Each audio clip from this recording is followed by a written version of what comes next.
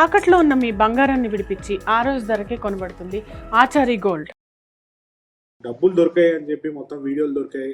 ఆ పర్సన్ ఎవరైతే ఆ వీడియోలో కనిపించాడో అతను అన్ని పార్టీల వాళ్ళతో తిరిగి ఉన్నాడు సార్. ఆఖరికి ఇక వైస్ ప్రెసిడెంట్ ఆఫ్ ఇండియా, మాజీ వైస్ ప్రెసిడెంట్ ఆఫ్ ఇండియాతో కూడా తిరిగి ఉన్నాడు. ఇది తిరుగుతూ అటు ఇటు వెళ్ళి అందరి మేడ చుట్టుకునేటట్టు ఉంది కదా సార్. దాంట్లో ఎవరైతే ఆ అమౌంట్కి సంబంధించి లెక్కేస్తే దొరికాడన్నారో వారిని ఫస్ట్ మీ పార్టీ అంటే ఇద్దరు పరస్పరం అందరూ మాట్లాడుకున్నారు. ఇప్పుడు చివరి కూడా అందరూ వాడు అన్నట్టుగా మారిపోతా ఉంది. బహుశా నేను అనుకుంటుంది ఫోటోలు తీసుకోవడం అతని పాత్ర ఇంపార్టెంట్ కాదు, అది విచారణలో తేలుతుంది. నా పాయింట్ ఏంటంటే 11 కోట్లు దొరికాయి అంటున్నారు. 2000 నోట్లు ఎట్లా దొరికాయో తెలియదు. 11 కోట్లు నట్టినప్పుడు ఏ ఫామ్ హౌస్ దొరికిందో వాళ్ళకి నోటీస్ ఇచ్చి, ఒకవేళ ఆ 11 కోట్లు దొరికిన వ్యక్తి లెక్కలు చూపించాడు అనుకోండి, ఎస్ మాకు 11 కోట్లు ఉన్నాయండి, పలానా చోట వైట్ మనీని చూడండి, చేయగలిగింది ఏమీ లేదు. కాబట్టి నోటీస్ ఇచ్చారా లేదు. ఇప్పుడు కసిరెడ్డి ఏమో ఏకంగా కోర్టులో పిటిషన్ వేసినాడు, సవాల్ చేస్తా సిట్ ఆరోపణలు. కాబట్టి ఇవన్నీ చూసినప్పుడు ఆరోపణలకి ఇస్తున్న ప్రాధాన్యత కేసు విచారణకి ఇవ్వట్లేదు అనిపిస్తుంది. కేసు విచారణ సిట్ చేస్తుంది, ప్రభుత్వం ఎప్పుడు కూడా ఆరోపణలు, జగన్ గారు ఏదో చేసేసినాడు, జగన్ గారు ఏదో తినేశాడు అన్నట్టు ఆరోపణలకు ఇస్తున్న ప్రయారిటీ విచారణ వేగవంతానికి ఇస్తే బాగుంటుంది. విచారణ చాలా ఇంపార్టెంట్. తప్పు ఎవరు చేసినా చర్య తీసుకోవచ్చు. కాబట్టి ఈ మొత్తం ఈ వ్యవహారంలో కసిరెడ్డి ఫామ్ హౌస్ దొరికింది అనేది నమ్మశక్యంగా కనపడట్లేదు ఇది వ్యవహరించిన తీరు వల్ల. ఎందుకంటే ఆయన ఫామ్ హౌస్ తీసుకున్నాడు, దాదాపు 1 year బ్యాక్ ప్రభుత్వం ఓడిపోయింది, దాదాపు 6 నెలల నుంచే కసిరెడ్డి అరెస్ట్ అవుతాడేమో అనే చర్చ నడుస్తుంది. విజయసాయి రెడ్డి డైరెక్ట్గా పోయి ఆయన పేరు చెప్పినాడు. ఇట్లాంటి నేపథ్యంలో విజయసాయి రెడ్డి గారి పేరు చెప్పడం, అది ఇష్యూ కసిరెడ్డి చేయడం, వీటన్నింటి నేపథ్యంలో అంటే కసిరెడ్డికి చాలా ముందే సమాచారం ఉంటుంది, పలానా రోజు అరెస్ట్ చేస్తారన్న సమాచారం, ఏదో ఇబ్బంది పడతాను భవిష్యత్తులో అని అయితే ఆయనకు తెలిసి ఉంటుంది కదా. తెలిసినోడు ఎవడైనా ఫామ్ హౌస్లో 11 లక్షలు పెట్టుకుంటాడు క్యాష్. పైపించి ఏ కేసులో అరెస్ట్ అవుతారు? మద్యం కేసులో. కాబట్టి ఆ డబ్బులన్నీ ఇక్కడైనా ఈజీగా చెప్పేస్తారు కదా.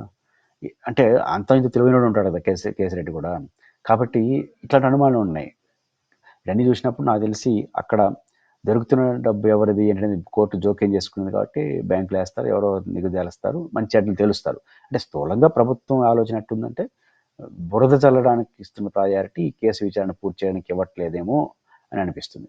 ఈ 100 కోట్లు ఆడియో లీక్ ఉంది, దేవినేని ఉమా వర్సెస్ జనసేన.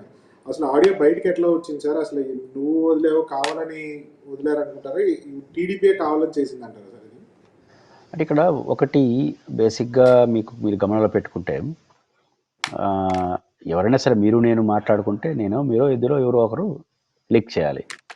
ఇప్పుడు దేవినేని ఉమా గారు ఇంకొక తెలుగుదేశం నాయకుడి మధ్య నిజంగా వాళ్ళైనా ఆర్టిఫిషియల్ ఇంటెలిజెన్స్ ఉపయోగించారా? వాళ్ళు ఇంతవరకు అయితే స్పందించలేదు, మాదని చెప్పట్లేదు, మాది కాదని చెప్పట్లేదు, ఏమని తెలియదు. కానీ పైపించి దేవినేని ఉమేశ్వరరావు గారు కొంత అసంతృప్తిగా ఉండే అవకాశం ఉంటుంది. ఎందుకంటే ఆయనకి రావాల్సిన సీటు వైసీపీ నుంచి అప్పుడే వచ్చిన ఆయనకి ఇచ్చినారు. ఆయనకి ఆ కోపం ఉంటుంది. ఇంకా ఇంత ఆయనకి గౌరవప్రదమైన స్థానం ఆయన ఊహించినట్టు కావచ్చు, వాళ్ళకి ఉన్నట్టు ఇమేజ్ రీచ్ కావచ్చు, రావట్లేదు. కాబట్టి అందుకని మాట్లాడా, ఇవన్నీ చర్చనీయాంశం వస్తుంది. ఏదైనప్పటికీ కూడా ఈ ఆడియో లీక్ నిజమో కాదో పక్కన పెడితే, ఇంతవరకు వాళ్ళు మాది కాదని చెప్పలేదు కాబట్టి వాళ్ళదే అని మనం సర్టిఫికేట్ ఇవ్వాల్సి ఇకపోయినా తెలుగుదేశంలో అంతర్మాదనం అయితే ప్రారంభమైంది.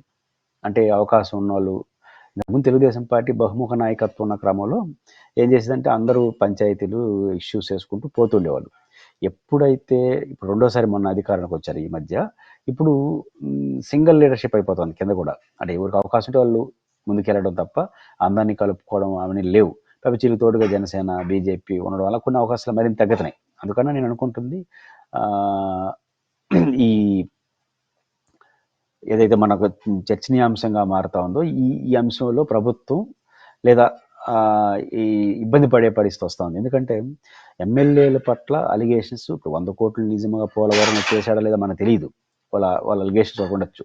కానీ వినిపిస్తున్న మాట ఏంటంటే మెజారిటీ ఎమ్మెల్యేలు, గణనీయమైన సంఖ్యలో ఎమ్మెల్యేలు మాల్ ప్రాక్టీస్ పాల్పడుతున్నారు అని వాళ్ళకు అనుకూలంగా ఉన్న పత్రిక రాయడం ఇక్కడ గమనార్హం. కాబట్టి దీన్ని బట్టి చూస్తే ఎక్కువ మంది ఉన్నారు. కాబట్టి కొన్ని సర్వే రిపోర్ట్ కూడా ఎమ్మెల్యేల పట్ల వ్యతిరేకత ఎక్కువ వస్తూ ఉందని అంటారు. చంద్రబాబు నాయుడు గారు అనేక సార్లు వార్నింగ్ చేశాడు, మీరు సరకంగా లేకపోతే ఇదే ఫస్ట్ టైం మాజీ ఎమ్మెల్యేలు మారిపోవడం సిద్ధంగా ఉండంటే సీటు కూడా ఈయనని చెప్పడం. ఇవన్నీ చూసినప్పుడు ఎమ్మెల్యేలు సంథింగ్ ఈజ్ రాంగ్. కాబట్టి ఆ 100 కోట్ల పోలవరం ఎమ్మెల్యే అనేది మనకు ఆధారం లేదు కాబట్టి పక్కన పెడితే, అదర్ దెన్ ఖచ్చితంగా ఎమ్మెల్యేల వ్యవహార శైలి పట్ల అనుమానాలు అవన్నీ బలంగా ప్రజల్లో ఉన్నాయి. అది అందరికీ బహిరంగ రహస్యమే. కాబట్టి ఇప్పుడు ఇట్లాంటి వాతావరణం ఉన్నప్పుడు ఇట్లాంటి ఆరోపణలు వచ్చినప్పుడు నిజమే కదా అనుకుంటారు జనం.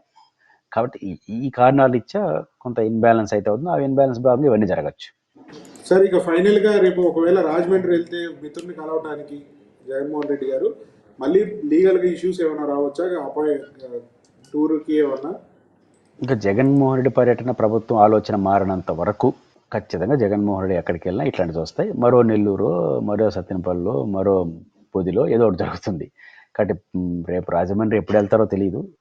ఎప్పుడు వెళ్ళినా ఆడ కూడా ఇలాంటి పరిస్థితులు వస్తాయి. పైపెచ్చు అక్కడ లోపల ఉన్నది మిథున్ రెడ్డి, జగన్ గారికి అత్యంత ఇష్టమైన వ్యక్తి. ఇంకొక కారణం ఏంటంటే మిథున్ రెడ్డి గారు అంతకుముందు పెద్దిరెడ్డి రామచంద్ర కుటుంబం ఉభయ గోదావరి జిల్లాలను ఇన్ఛార్జిగా ఉన్నారు, రీజనల్ ఇన్ఛార్జిగా ఉన్నారు. అందువల్ల ఆ జిల్లాలో ఆమూలార్గం పార్టీ లీడర్లందరికీ కూడా పరిచయస్తులు, ప్రజలతో సంబంధాలు ఉంటాయి. పెద్ద కుటుంబం, కెపాసిటీ కుటుంబం కాబట్టి అరెస్ట్ చేశారు. కాబట్టి నేచురల్గా రేపు జగన్మోహన్ రెడ్డి గారి పర్యటన, రాజమండ్రి పర్యటన ఇప్పుడు వచ్చినా అప్పుడు కూడా ఆడ భారీ ఎత్తున జనం గుమ్ముకోవడం, ఈ ప్రభుత్వాలు వద్దని చెప్పడం, ఇవన్నీ కూడా రొటీన్ ప్రాసెస్గా నడుస్తాయి. మీరు బంగారం తాకట్టు పెట్టి ఆ బంగారం డబ్బులు కట్టలేక ఇబ్బంది పడుతున్నారా? ఆచారి గోల్డ్ వాళ్ళు మీ బంగారం కొని మీ లోన్ తీర్చి మిగిలిన డబ్బులు మీకు ఇచ్చేస్తారు. ఇంకెందుకు ఆలస్యం?